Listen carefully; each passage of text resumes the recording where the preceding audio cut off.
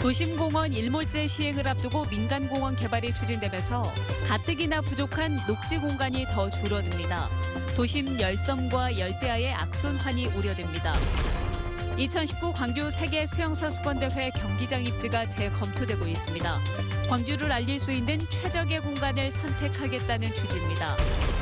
탈북과 재입북, 재탈북을 반복한 40대 살인미수범의 행적이 오리무중인 가운데 당국의 탈북민 관리는 허점을 드러냈습니다. 학생 수 감소로 내년에 광주시교육청이 선발하는 공립초등학교 교사가 5명에 그칠 예정입니다. 여러분 안녕하십니까? 푹푹 찌는 무더위 위에 도심 속 그늘 한 점은 잠시나마 뙤약볕을 피할 수 있는 청량제 같은 역할을 하죠.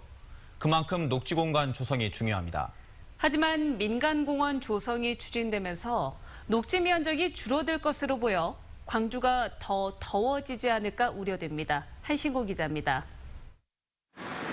서울 여의도 면적만한 광주 중앙공원입니다. 한낮 무더위를 피해 녹지 공간을 찾는 발길이 이어집니다. 시원한 바람과 그늘은 청량한 쉼터가 되고 있습니다.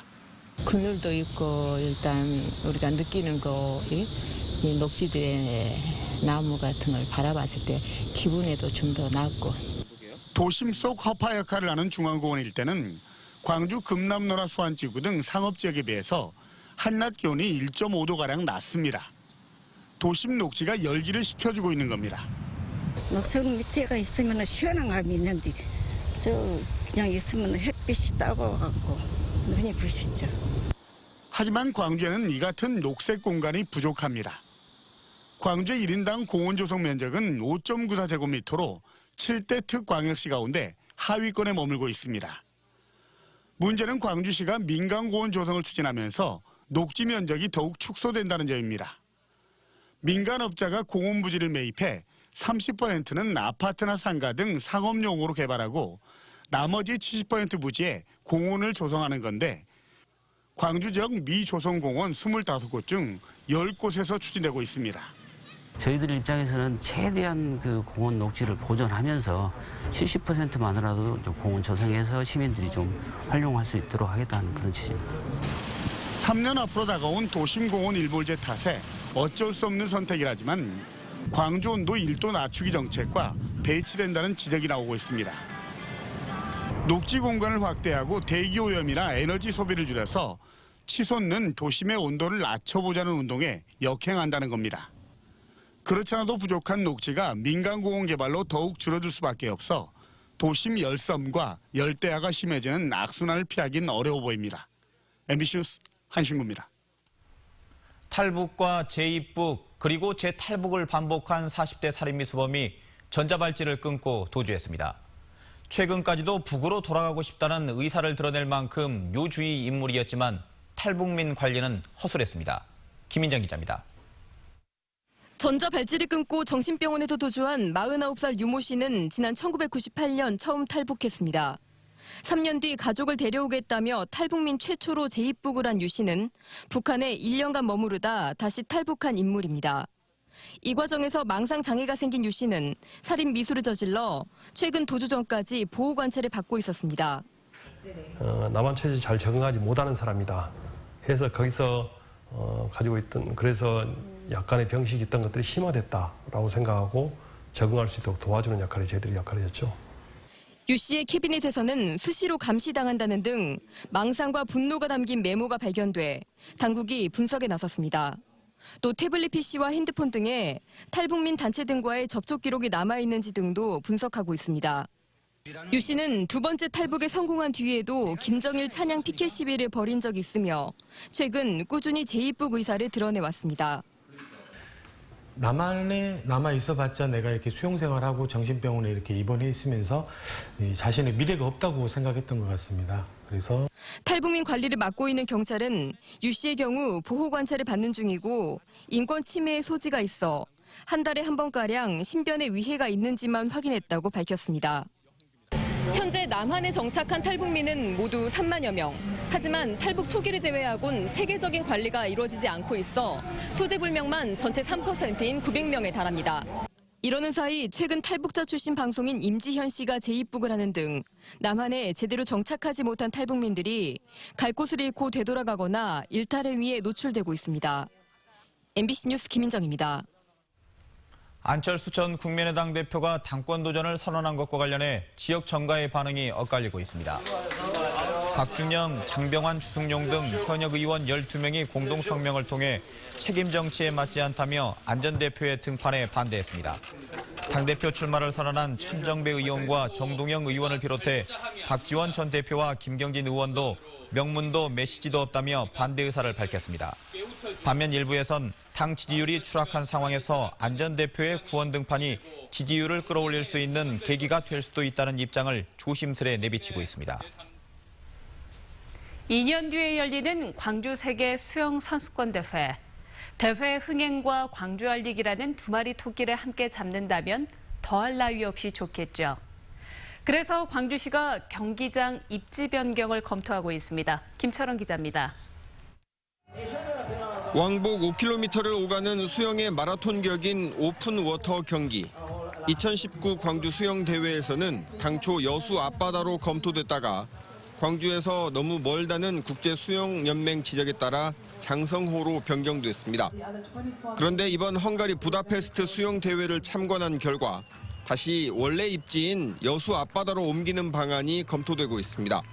부다페스트를 가보니까 거기서 150km 이상 떨어진 발라탄 호수에서 오픈워터를 해서 여기서 여수 가는 거리나 똑같은 거리거든요. 그래서 저희들이 다시 한번 피나고 협의를 해서 이런 식으로 광주 세계 수영 선수권 대회 때 치러지는 6개 종목 가운데 3개 종목의 경기장이 바뀌게 될 전망입니다. 경영과 수구, 다이빙은 당초 계획된 곳에서 치러질 예정이고 싱크로나이즈드 수영과 하이다이빙, 오픈워터 경기장의 입지가 바뀔 가능성이 큽니다.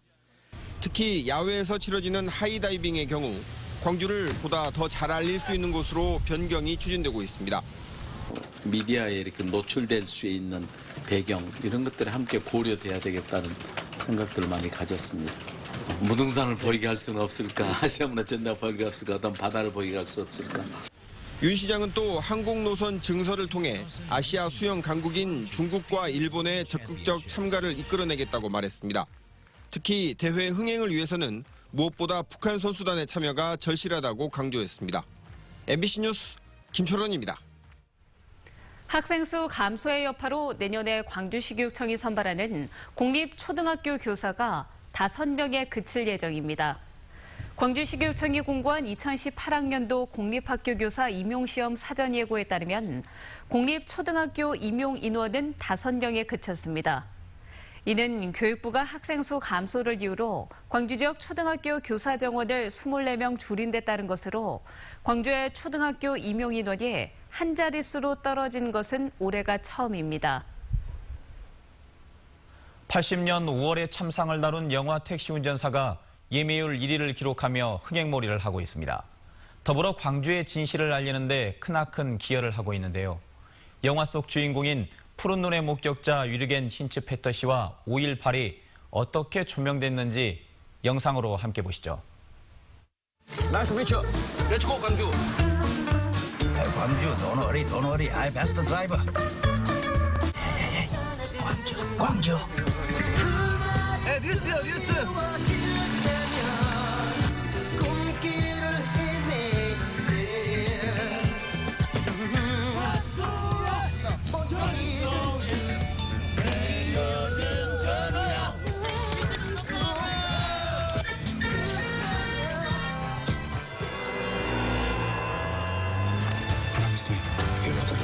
여기 걱정하지 마시고.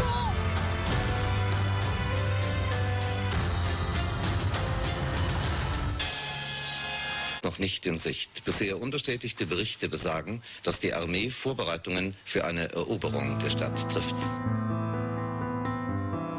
내가 어디로 가보겠습니다. 제가 조사해서 죽여버릴 거다.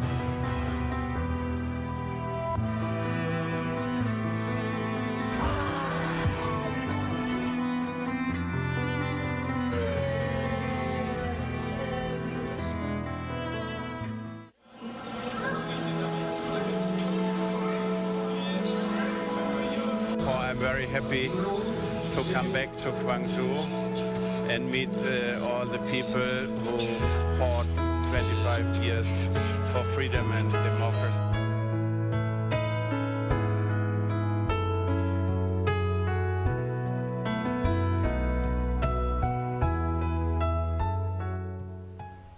광주시가 영화 택시 운전사의 주인공인 고 위르겐 힌츠페터 기자의 망월동 추모비 정비에 나섰습니다.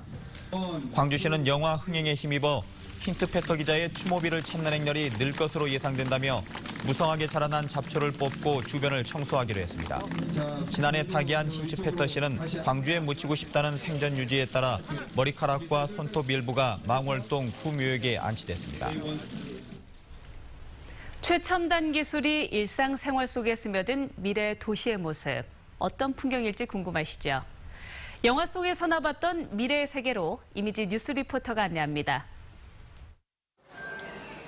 맥박을 체크하는 침대가 오늘의 건강 상태를 알려주고 스마트 주방기기는 남은 요리 재료로 음식 만드는 법을 알려줍니다.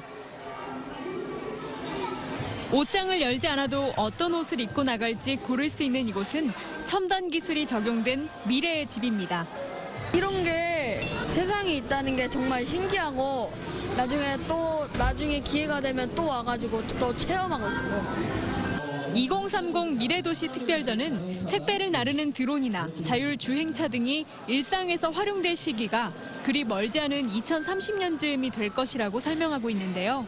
스마트 도로나 인공지능 의료 로봇 등 곧 상용화될 첨단 기술들도 자세히 살펴볼 수 있습니다. 결국은 과학기술이 인간의 삶을 좀 더 따뜻하게 하고 더 가깝게 해주는 그런 기능을 할 수 있지 않을까? 이런 부분들을 좀 고민해보는 그런 전시이기 때문에 국립광주과학관과 대구과학관, 부산과학관이 처음으로 협력한 이번 전시는 한 곳에서 접하기 어려웠던 다양한 첨단 기기들을 한자리에서 볼 수 있습니다. 첨단 기술이 적용된 미래의 생활을 상상해 볼 수 있는 이번 전시는 9월 17일까지 국립광주과학관에서 이어집니다. MBC 뉴스 이미지입니다. 배용주 신임 광주지방경찰청장이 시민의 눈높이에 맞춘 광주시민 안전정책을 최우선으로 두겠다고 밝혔습니다. 배 청장은 오늘 열린 취임식에서 시민을 위한 경찰, 정의로운 경찰, 인권 경찰, 그리고 깨끗한 경찰이라는 다짐을 일관되게 강조하고 추진하기로 했습니다.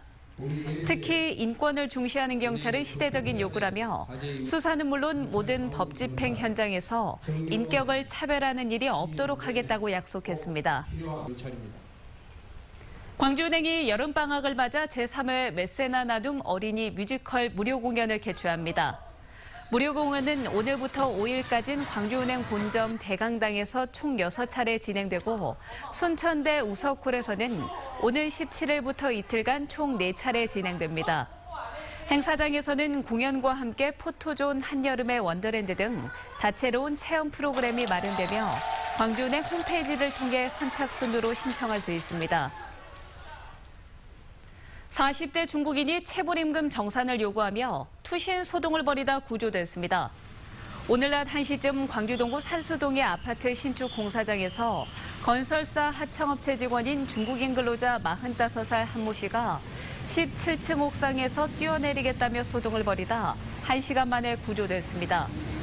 한 씨는 중국인 동포 18명이 3개월치 체불임금 1억 8천만 원을 받지 못했다며 이를 항의한 것으로 알려졌습니다.